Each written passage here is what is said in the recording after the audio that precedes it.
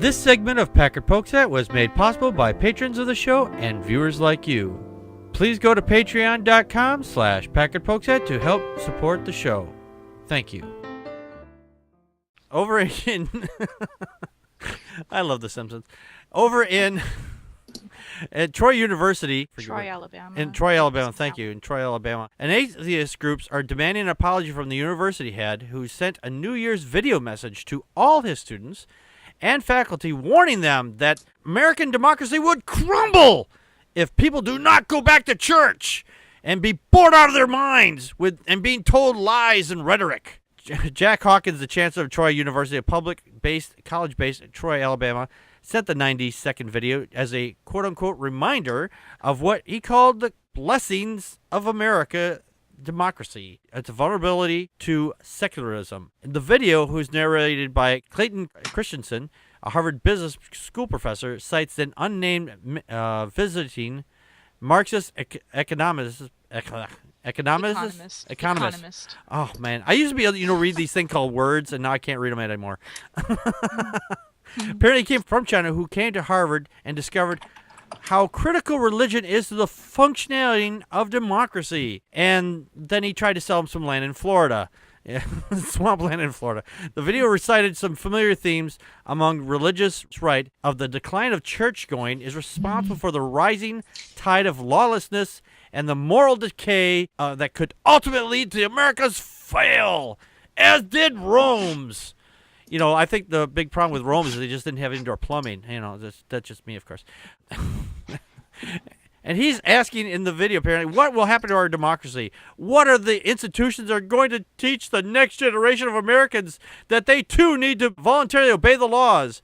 Because if you take away religion, you can't hire enough police. Which basically saying they think if you take God away, and then everybody's just going to run around lawlessness because, no one has to obey the laws. Well, that's total bullshit. Because we do have to obey the laws, regardless if you believe in a God or not. In fact, I think there's a lot of studies out there that prove that people without a religion are actually more moral, and they get into less trouble than people of religion do. In fact, our prisons are a big example of that. Those are overpopulated with people who are self-proclaimed Christians, and less than 1% of those people in those jails are atheists.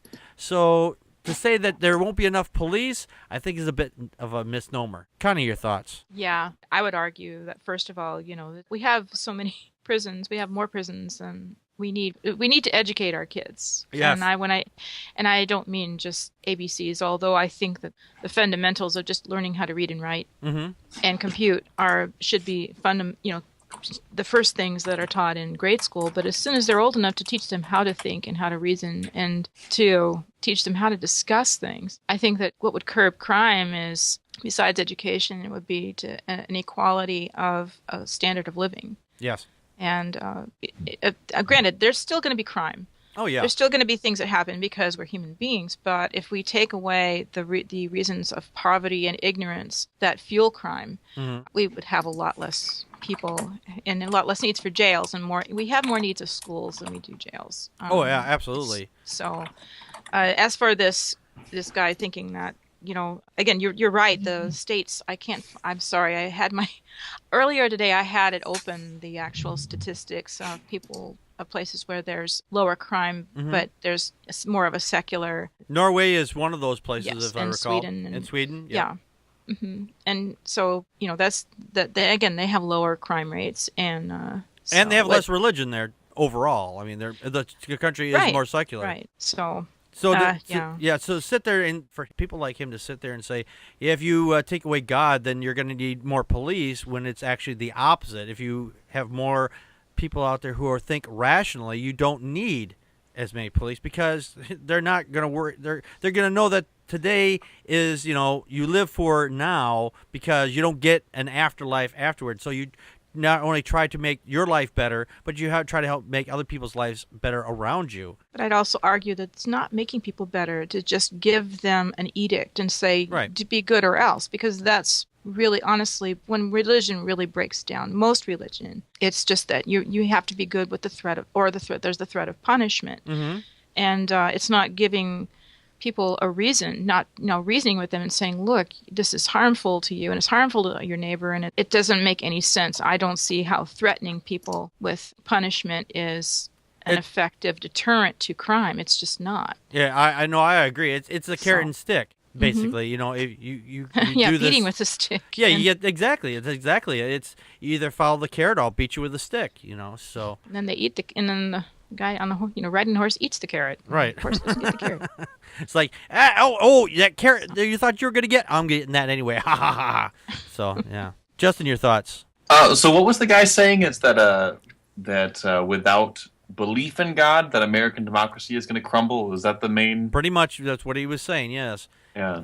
Okay. Yeah. I guess I mean, clearly there was no real argument here, right? So what would that have to do with the principles behind democracy? It seems that these principles would hold independent of any religious creed, and so that seems a bit bizarre. But maybe what he's trying to say is that some of the basic moral attitudes that we have are require some belief in a higher power or something to this effect. Yeah, so they believe anyway. Right. I mean that's an argument that I think has been abused and shown to be a significant pile of bullshit for Absolutely. Hundreds of years now. So, but that doesn't mean that we'll never hear it again. The falsity of arguments has little effect on how often they're repeated. So. Oh, yeah, absolutely. You know, in their minds, the more you repeat it, the truer it becomes. Right. Sometimes it does seem that way. Yeah. Yeah. If I repeat this over and over again, it automatically becomes true. They keep fooling themselves with this. I mean, I tell these Christians I have to deal with sometimes, and I say, lie to yourself all you want, but don't lie to me about it, because just because you believe this doesn't mean it's actually true. It's just total nonsense.